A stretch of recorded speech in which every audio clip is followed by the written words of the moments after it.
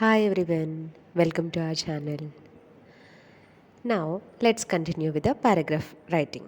Okay, now see that all the sentences are connected to each other by using the words first, second, and finally make the paragraph coherent.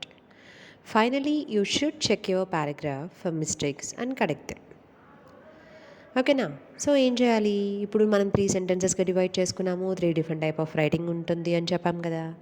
వీటన్నింటి మధ్యలో అంటే మనము అక్కడ ఏవేవైతే సెంటెన్సెస్ని frame చేసి పెట్టుకుంటున్నామో ఆ paragraph రైటింగ్లో, అవన్నిటికీ ఒకదానితో ఒకటి కనెక్షన్ ఉందా లేదా అది ఫస్ట్ ఆఫ్ ఆల్ చెక్ చేసుకోవాలి.